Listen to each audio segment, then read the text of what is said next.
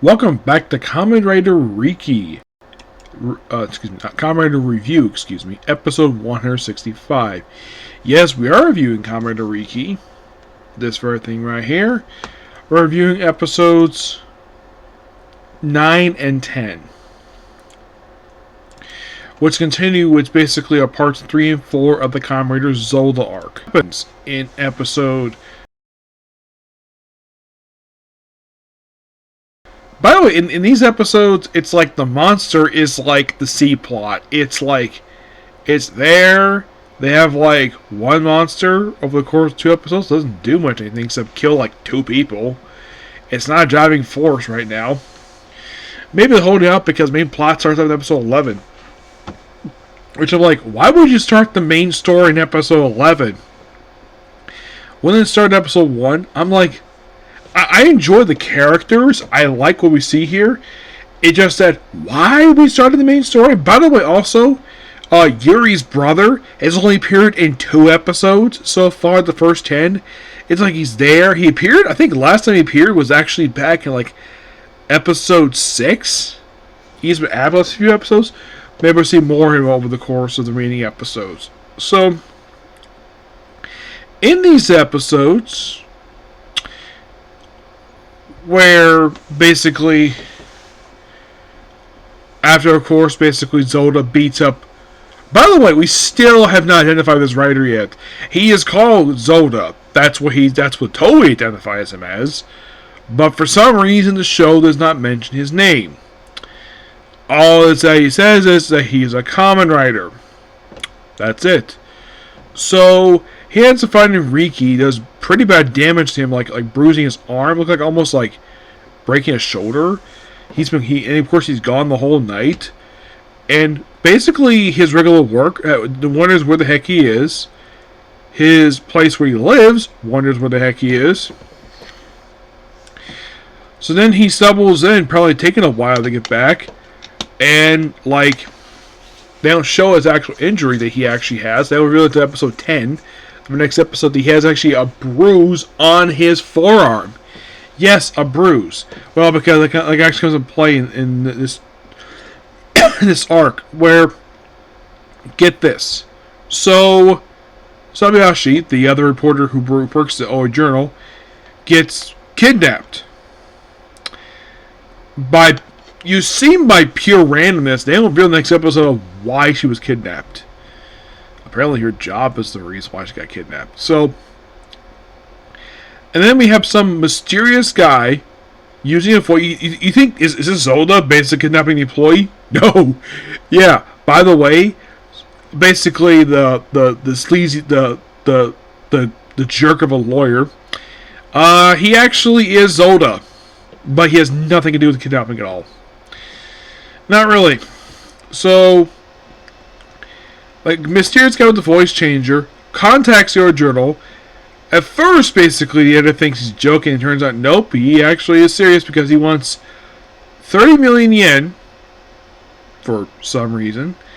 And so, Sanji is basically tasked to deliver the damn money to the kidnapper, which he does. He gets there, he calls his boss like, there's nobody here. And then he's randomly attacked by the kidnapper. They fight for a bit, and then he just disappears. Yeah, he gets sucked into a mirror. Never heard of him again. Yeah, he's actually killed with a monster through these 2 episodes, yes. So then, of course, he wakes up, and then he's immediately arrested by the cops. I'm like, why the heck would they suspect he kidnapped his own co-worker? I mean, this makes no freaking sense. So, basically, Ren comes with the most ingenious idea possible. Hire the jerk of a lawyer to represent CG. And, well, I have to ask some questions.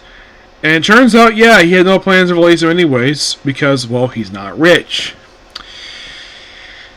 And there's also a subplot in here involving a little girl who's actually the daughter of the real kidnapper. Oh, by the way, we actually do see in episode 9, she does buy a kidnapper. CG's getting miserable in jail. He basically just wants to go home. He has nothing to do with the kidnapping at all. But for some reason, the cops don't believe him, despite the fact that they, like, it's very circumstantial. Like, yeah, he was there, and, well, and then, of course, you have this little girl show up, like, oh, yeah, this thing Job's like, oh, protect your father. Of course, her father was gone. Of course, they don't reveal what exactly happened to him, because that's a weird thing related to the series.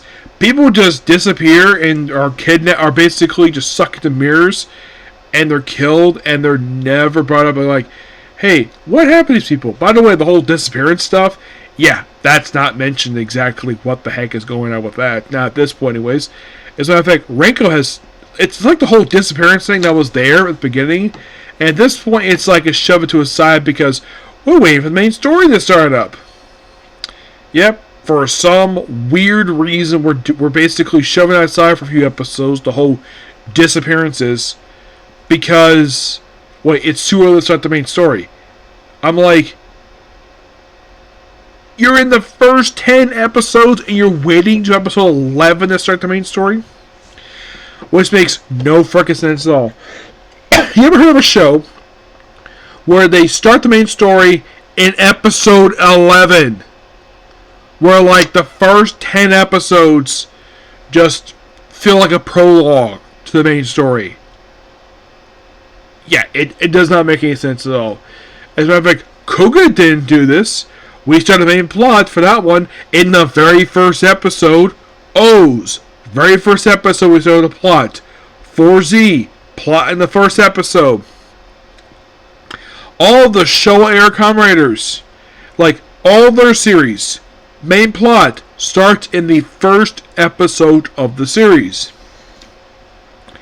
This one in particular is the very first one where the main plot does not start in episode 1. Despite the fact it kind of does. It just establishes the premise of the series. Excuse me. So,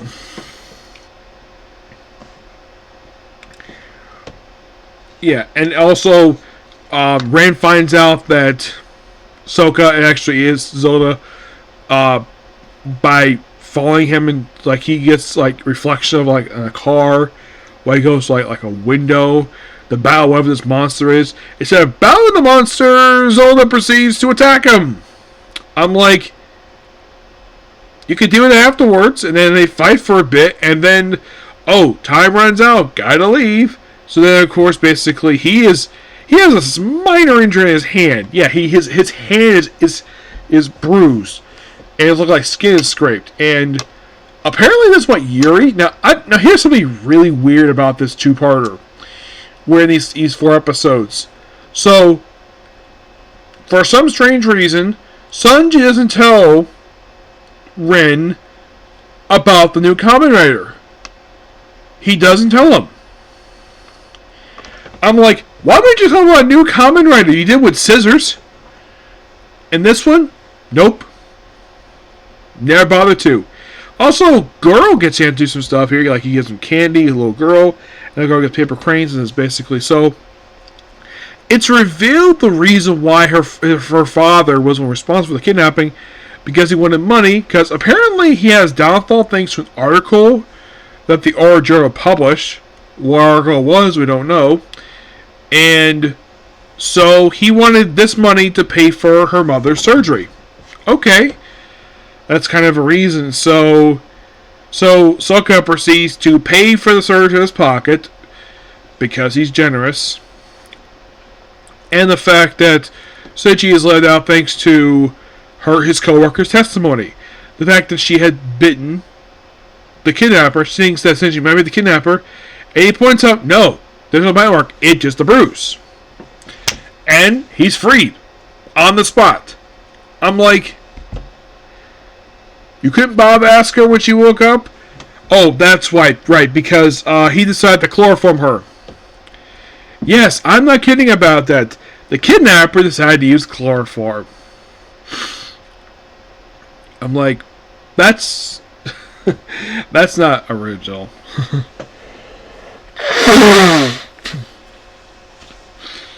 Yeah, first time I'm seeing it for... It doesn't happen very much for Kamen Rider where people kidnap via chloroform. Yes. You know, it's like they don't say it's chloroform, but clearly it is. It's a cloth. The person gets knocked unconscious. It's clearly chloroform. The guy just, the kidnapper, we actually see his face. He just takes out his pocket and just rubs it. The way it's shown in the episode, it's like maybe he did put the chloroform on the actual rag he used before he put it on Sonoko's face and knock her out. But the way it's shown here, it's like he just pulls out his pocket and just puts her face and just, she's struggling, biting his hand. So they managed to do battle the monster, and the monster is killed by Zoda, and of course this is after, of course, Seiichi gets mad at him. Of course he punches him, and of course he'll stop fighting. He doesn't want to see him again. So Zoda's response is to, when he's Zoda, proceeds to fire his final attack on Knight, Ryuki, and the monster, presumably killing the monster. Oh, and I saw a preview because I'm watching the next episode. So apparently, Ren is getting amnesia from this attack. The reason? Don't know.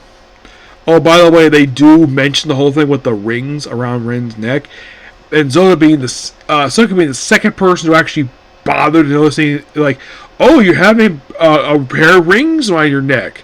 First, Seiji noticed it like episode 4, and now 7 episodes later, we bring this up again. It's like, okay, interesting. So far with the first 10 episodes, I would say the plot is the, like, you watch these 10 episodes, okay, we kind of get a loose plot here. It's like, oh, there's a fight where writers have to fight each other for some reason. We have it where Yuri's brother, Yu's brother, is one who created the decks, okay. We have elements of a plot, but it just seems like that it's more, it feels like it's done in a similar style to that of Kuga a little bit, where we're slowly building up the story. Yeah, that's kind of the problem with the first 10 episodes, is that the pacing is a bit slow. But at least we kind of know what's going on. There's monsters about. At this point, we don't know why. But we'll find out next episode. Definitely. So, yeah, that's going to be pretty much a particular view. Please be sure to like, comment, subscribe, turn notifications. Tomorrow, expect to see reviews for Kamen Rider and maybe some comic corners. Okay? But the next video. Bye.